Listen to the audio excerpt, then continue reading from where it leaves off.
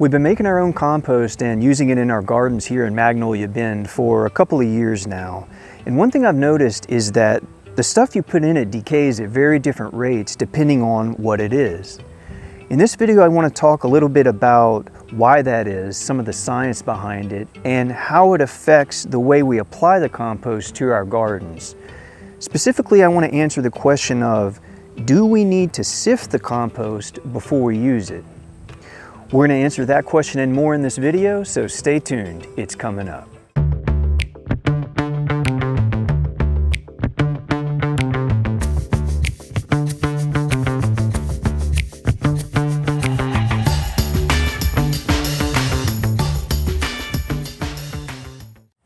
So to understand why organic material breaks down at such different rates, we have to know a little bit about what it's made of. Now, any given piece of organic matter, like a leaf, is made up of many different organic compounds, things like cellulose, starches, fats, waxes, lignin. And each of these organic molecules is in turn broken down by a different species or group of species. Organisms like bacteria, actinomycetes, fungi. And in general, each species is going to break down a specific type of organic matter. For example, woody material like sticks or twigs contains a lot of lignin, and that's usually broken down by fungi. Bacteria can't really break it down. Once the fungi breaks the lignin molecule down enough, the bacteria can act on it, but until then the bacteria can't do anything with it. And that's why stuff like this takes so long to decompose in the compost, whereas something like a shredded pecan leaf, for example, there's not a lot of lignin in here, so it gets broken down fairly quickly. It's also kind of weak physically, but that's something we're going to get into in a second. So you have to realize that this compost bin probably contains 10,000 different species, maybe even more, different species of organism in it. There's really no way to know what all is in here, but just understanding that there's all these different organic molecules and they're broken down by different species, we can understand that the more complex a molecule is, the longer it's going to take to break it down, and probably the fewer specific organisms that are going to be able to do it, like in the case of lignin. So here in Magnolia Bend, we have mostly live oak, southern live oak trees and magnolia trees. And southern live oak trees, the leaves of them have a lot of tannins in them, and tannin is another organic molecule that's pretty hard to break down, not quite as hard as lignin, but much harder than like a starch or a sugar or something like that. Like if I put this green oak leaf in here, it's going to take 2 years to decay probably, especially if I don't shred it up, because it's just very, very tough and leathery. It's built tough, right, by nature. Same thing with these magnolia leaves. I mean, these magnolia leaves are super waxy, and that wax takes a longer time to break down. They have really long, the name of it escapes me, but this long woody part that goes through the middle of the leaf, this is really big and it has a lot of lignin in it, so that's going to take a lot longer to break down. Also, the leaf is a lot thicker, so it's not as easy for the bacteria to get into it to start breaking it down. You need something to mechanically break it down first, like a fungus or maybe some kind of larger soil fauna like an earthworm or something like that. And that all takes a lot of time.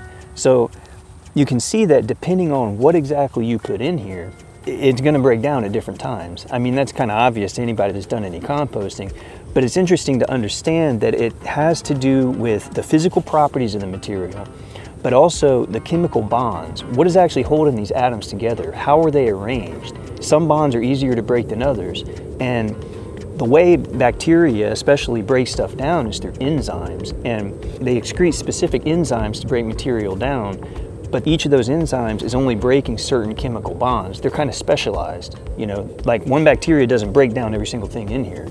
So that's why it all takes so long. It's kind of like an ongoing process. Since the organic material is breaking down at such different rates, the process of a compost being finished or cured is a gradual one. There's no point in time where you get to this point and say, okay, it's all completely finished.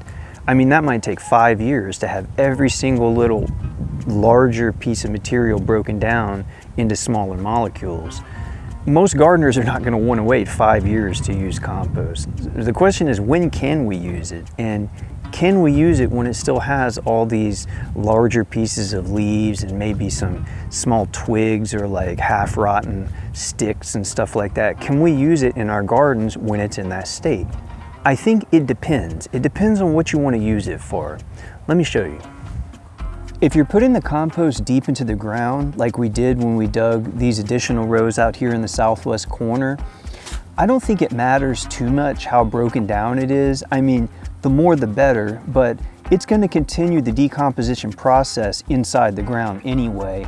And all we were trying to do by putting the compost in the ground like that is increase the level of organic matter in our soil. We have really sandy soil here and it has really low organic matter.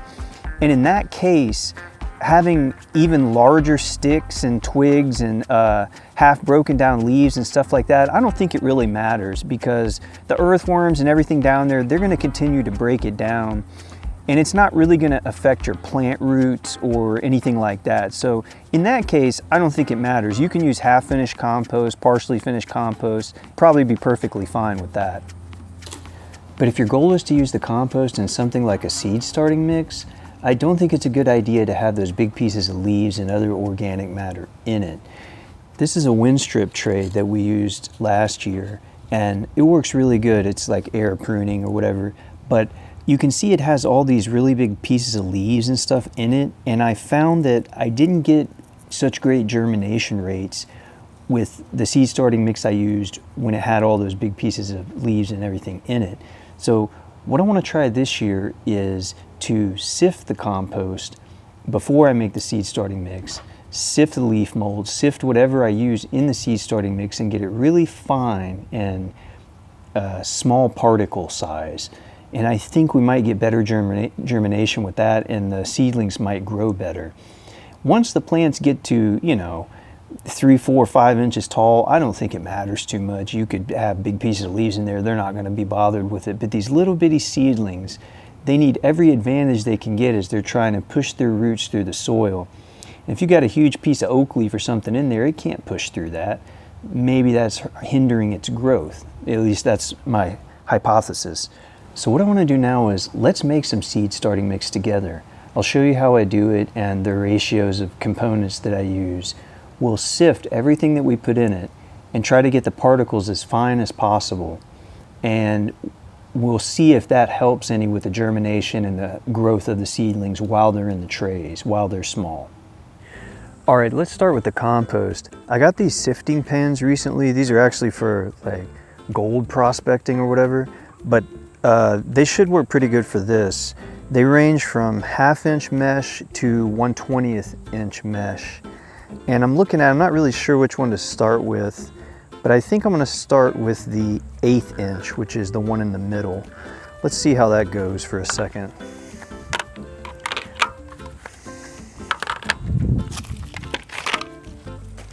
See if we can't sift some of this compost.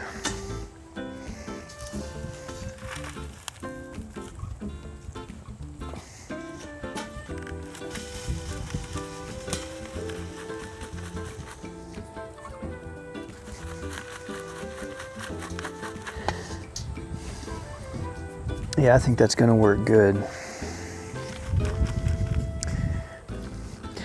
You could make these kind of pans yourself if you bought the mesh, but I figured, by the time I did that, I would have spent just as much as I did on these, because you can't usually buy just a tiny piece of mesh like this. You have to buy a whole roll or a certain amount of it, and I don't really need that much of it.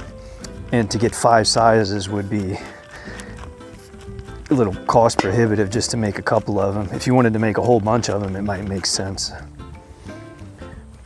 The thing about organic matter is we eventually want it to be broken down into soluble nutrients that plants can use, stuff like ammonia, nitrates, and stuff like that. And those are really small molecules. They only have a couple atoms in them.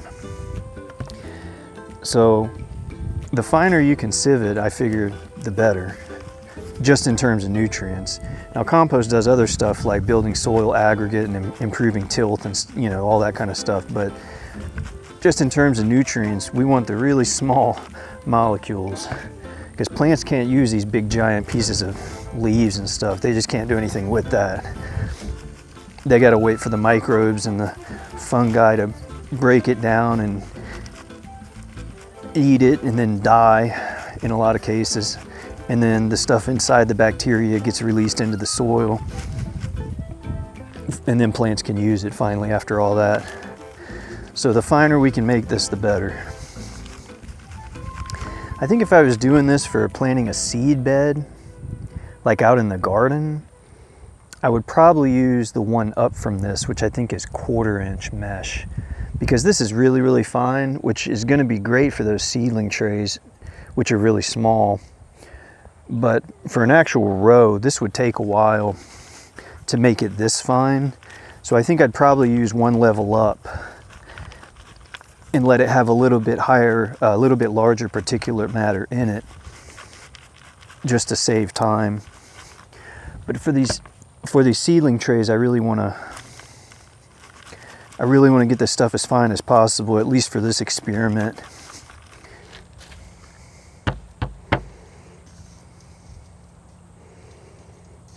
Boy, that's some fine stuff. But even so, it's still macroscopic, you know what I mean? It looks fine to us, but it's still gigantic to a bacteria, obviously.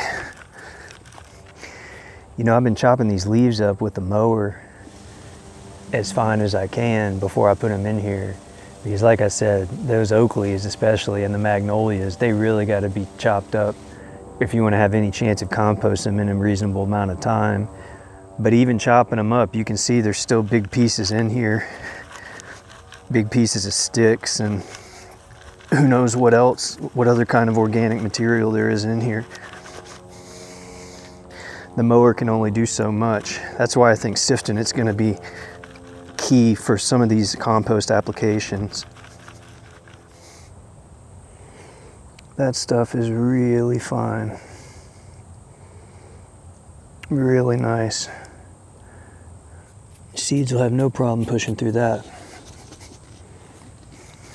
All right, let's go see if we can find some leaf mold. So this pile of leaves has been sitting here about, I don't know, 1.5 years or so, and there's leaf mold at the bottom of it. The question is, can we get to it? I've got a plan to build some like leaf mold containers, I guess you could say, or factories over there under the pecan trees, but I didn't get to it yet. So we'll be able to harvest leaf mold easier pretty soon, but for now we got to try to get to the bottom of this, so to speak, and see. Yeah, it's got so many. Look at that fungus, that white rot fungus. That's what makes the leaf mold. Sorry, fungus.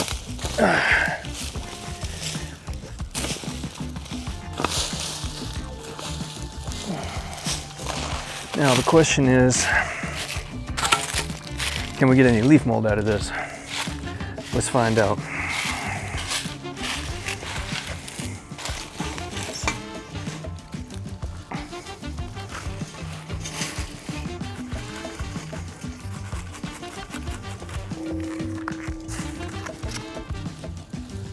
Want this stuff right at the very bottom. Yeah, we're getting some. Tree roots, that's what makes it so hard to harvest this stuff. To the naked eye, it looks a lot like the compost, but there's a lot the naked eye can't tell, if you know what I mean. This should have a lot more fungus in it, since that's primarily what's decomposing these leaves underneath. I know some people are probably thinking, why the hell do you make a seed starting mix with organic material? Why aren't you using sterile? And it's a good question. And the answer is, I'm trying to make everything with just material I find here, if I can. If your goal is just to efficiently grow stuff, I would buy seed start mix. I wouldn't be doing this. But our experiment here is to see what all we can, how far we can get with just the materials of Magnolia Bin. As you can see, it's a lot more work to do that. A lot of these leaves ain't even really broken down yet.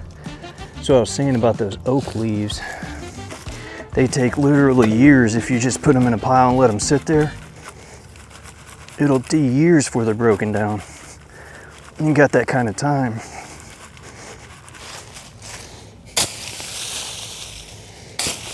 Yeah, look how dry that is. It's not even rotten. That's the problem with these big piles. They get dried out in the drought season, and then they don't decompose. I don't know though. That's got a lot of organic matter in it. It's a lot of soil, but it's also a lot of fungus particles and mycelium and leaf stuff. I might just go with that.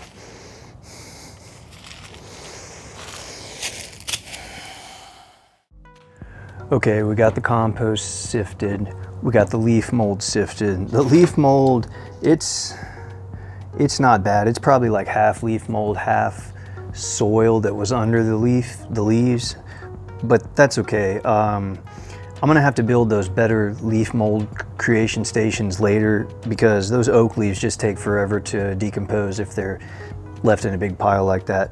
But it's okay, we're still gonna use it. I've also got some topsoil. See, when I first started making my own soil, I tried 25% leaf mold, 25% compost, 25% topsoil, and 25% perlite, and that worked pretty good. Oh, an ant got me.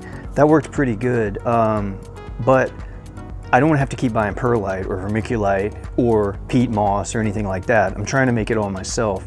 So last spring, when I did the wind strip trays that I told you about, I used 33% compost, topsoil, and leaf mold. And that worked well, except like I said, I didn't sift it, so it had these huge pieces in it that didn't really work out too good. But I wasn't sure where to keep getting topsoil, you know, because I mean, I don't want to take it from the garden because I'm trying to keep soil in there. And I didn't want to keep digging it out of the woods because the woods needs the soil it has. But what I realized is I'm digging all these pathways around the beds and around the garden, and there's no real reason to have good topsoil there. I mean, I can take a little bit out of it to make, like, you know, potted plants or a seed starting mix like we're about to make now. So yesterday I was working on the pathway out there by the bed I showed in the last video, digging the sod out of it, digging the torpedo grass out. And so I took some of that soil, that topsoil out of here. Now, obviously it's got big pieces of roots and stuff in it. I need to sift it. But what I'm thinking is let's do 33, 33, and 33 again. We'll see how that goes. Let me sift this first, a little bit of it, and then we'll make the seed starting mix.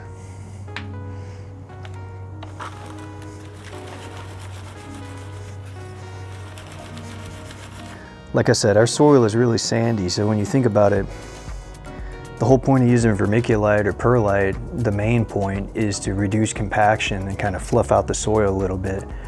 But sand particles are already so massive that I'm not really sure it does any good anyway in our soil. I mean, if anything, we need a little more compaction, so to speak. Not really compaction, but like aggregation, I guess would be the word.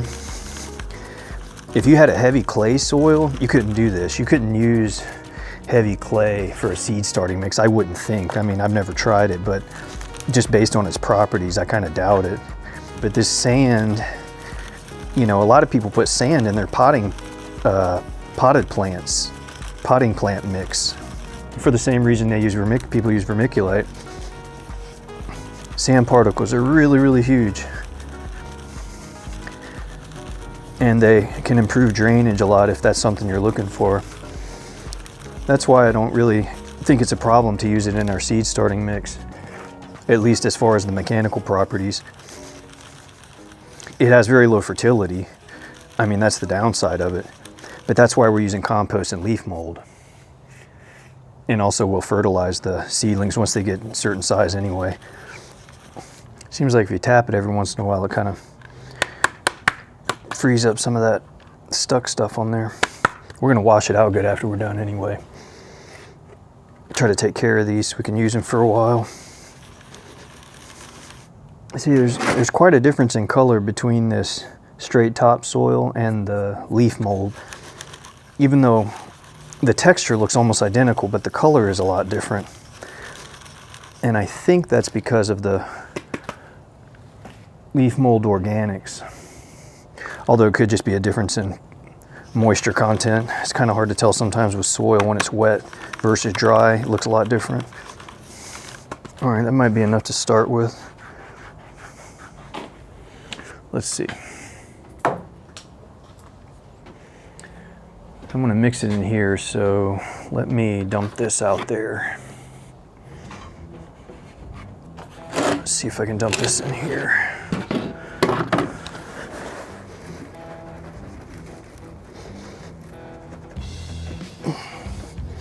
Boy, it looks nice when you get all those roots and big chunks out of it. Okay.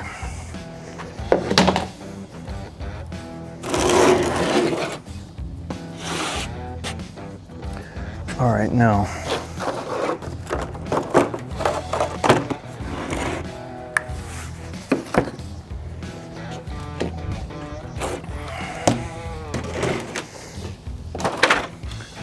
Okay, let's see. So we want 3, 3, and 3, right? Can make 3 leaf mold.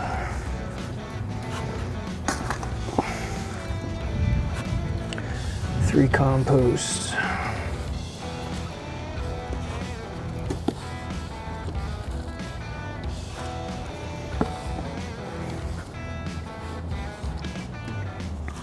And 3 topsoil, aka sand.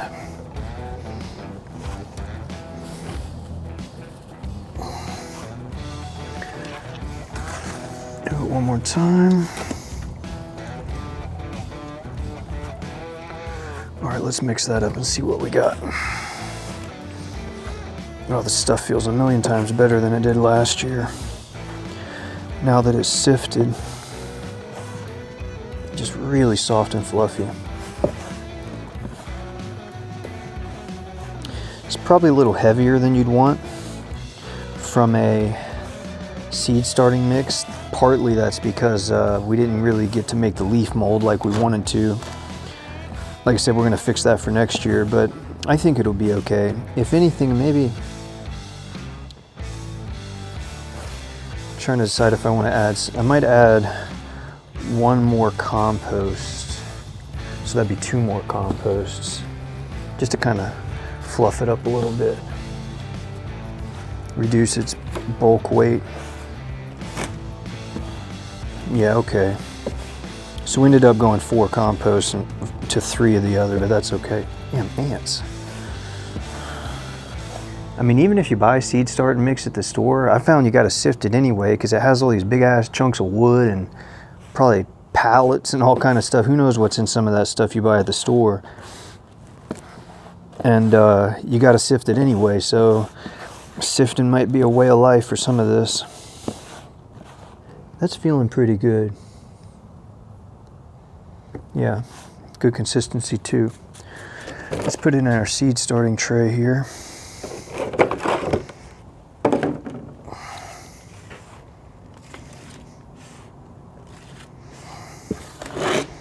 We're gonna have to mix some more. These seed starting trays take a deceivingly large amount of soil to fill them up, or medium, let's say. These things get heavy. Whew. I think I read like a cubic meter of soil weighs, I'm probably not gonna get it right, but it's gotta be like, it weighs like tons, or like a ton, over a ton. It's crazy how much soil weighs. I mean, anyone who's ever shoveled it knows that, but the numbers on it are kind of ridiculous. Top it off a little bit there. They won't be in here long anyway. I'll up pot them. And when I up pot them, I probably won't bother with making this so finely sifted. What I'll do is I'll use one of those, probably the the quarter inch. Well, I don't know. Either one would probably work, but I'll probably use the 1/4 inch mesh, and it'll be a lot faster, you know, because you're not being so picky, so to speak, with the particle size. Okay, I think that looks pretty good. What do you think? Now,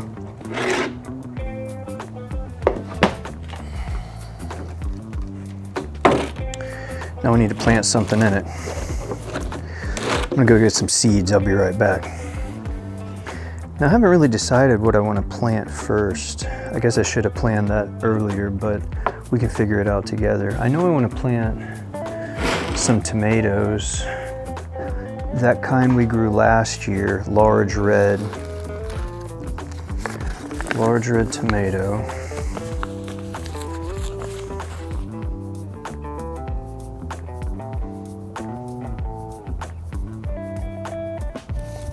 Now I want to try some of these.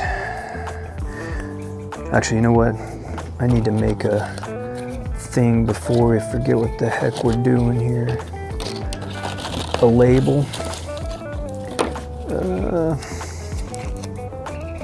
Large red tomato, there's one. And we're planting these. Today is the 17th of January. Okay. So those 2 rows will be large red. Now I want to plant some of these. I never grown these before, these Jimmy Nardellio's Italian. They're sweet peppers. I want to try these guys. Maybe do a couple rows of them.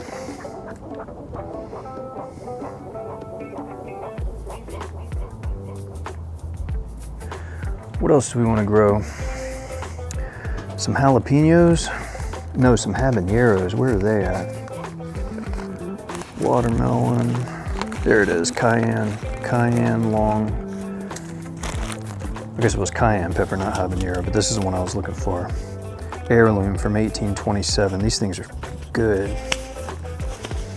Good on pizza and pasta and stuff like that.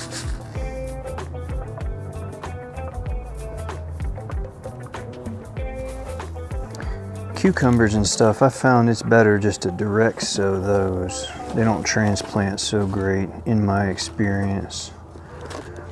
Maybe try some of these tomato yellow pears. I tried them last year and I couldn't get them to do anything. I think I planted them too late. Let's try some of them. Never had too many tomatoes. Guess let's try some of these white squash and yellow squash. The squash vine borer moth will kill them pretty fast, but that's why we got to grow them early so we can actually get some fruit out of them before they get nuked. Get them out there quick before the moth gets in full swing. All right. Let's push them in.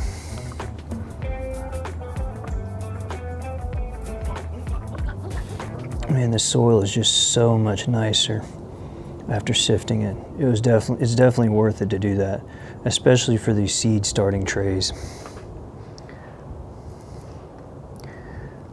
Like I said, it really kind of depends on what you're using the compost for. What are you using the media, the material for?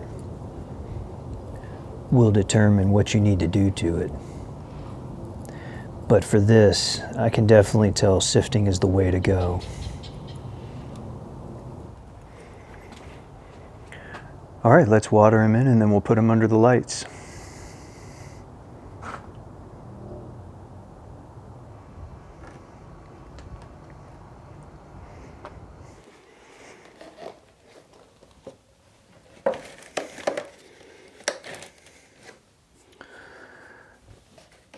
I'll have to lower this light.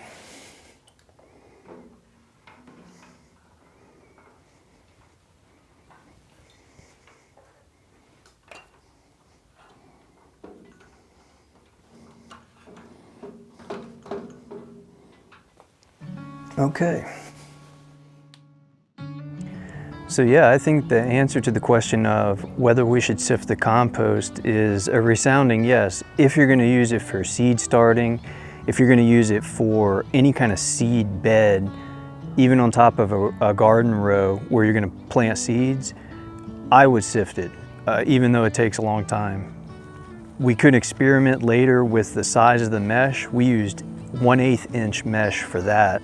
It was very, very fine. It felt really good for the seed trays, but like I said, maybe we should use 1/4 inch if we're gonna do it for the garden, just to speed up the process a little bit. I think it's the way to go for sure. So I'm gonna be doing that going forward. If you wanna know what happens to the seeds, consider subscribing to the channel, because I'm gonna make some more videos about how they turn out, and I'll let you know the progress on that and any more experiments I do with that. But that's all for now. Thanks for watching, and until next time, good luck out there.